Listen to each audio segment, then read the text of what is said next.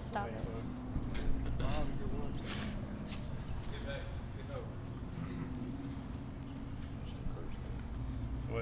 What's your reaction to playing Central Connecticut? They're not exactly a household name in college baseball. It's just the way it is. We're from the southern part of the state, so we don't hear those schools. And I'm sure some of those guys up there heard of Arkansas a little bit, but not too much because you're not familiar with it. But at the end of the day, we just got to get ready to play our game and, get out there and see what we can do. There's a chance you can play TCU.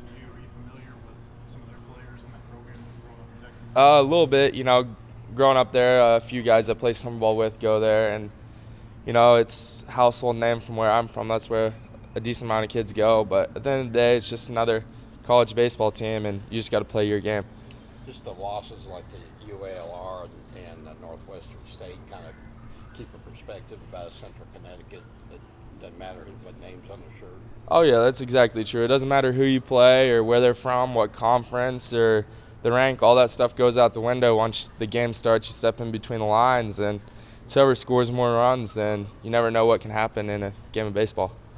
You guys haven't been scoring runs at the rate. For a while there, you were averaging about 11 runs a game against SEC teams.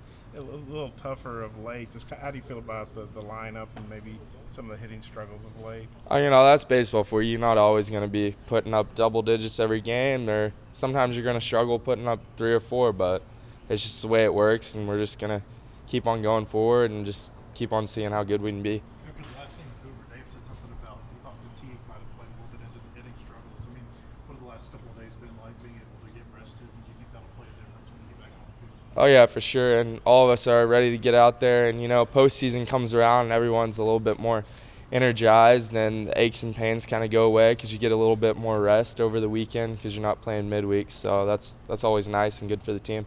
Everybody knew you guys were getting a regional, but after you were on the road for almost 2 weeks with the travel days, how does it feel to be home and know you're going to be at home for a while now? Oh, it's always good to be back in Fayetteville. We get to sleep in our own beds and stuff, but no matter where we play, whether it's on the road or at home, we're always going to play our game and give it our best shot. Yeah, you guys had such good records at home the last 2 years. I mean, probably 60-8 or something. I'd have to look it up. But how confident do y'all feel playing here? Oh, very confident. It's a tough park to come in as a away team. You don't know the environment you're coming into, and for us, it boosts us up having the support behind us with all the fans, and it's just great energy and great atmosphere to play in.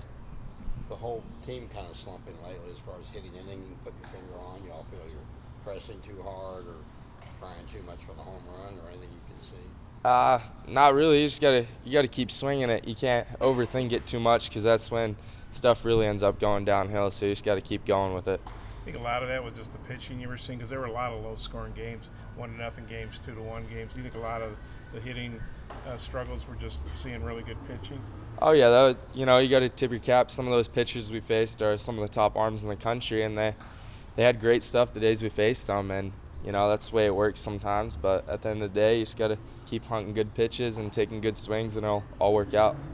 They opened the selection show with that montage last year in Omaha. I wonder what the mood was like between us as you guys were watching that. It's just a little different. It's something that's sore to all of us, leaves a bitter taste in your mouth, but that's something you got to live with. It's life. Not everything's going to be all freaking rainbows and stuff like that. You just got to keep going. So you guys didn't throw baseballs at the TV screen?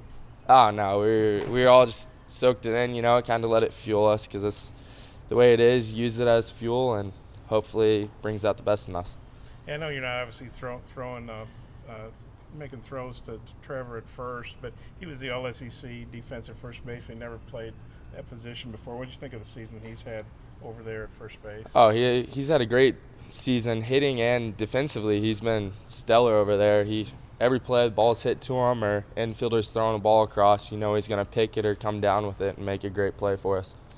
What's he been for you guys at the top of the lineup as the leadoff guy as far as setting the table? He gets a lot of walks. He's obviously hitting a high average. Oh yeah, great leadoff guy to have for us. High average, walks a lot, gets on base. He just always gets the game started, runs up the pitch count, lets us know what the pitcher has. You guys are playing the early game Friday. I guess how do you feel about that?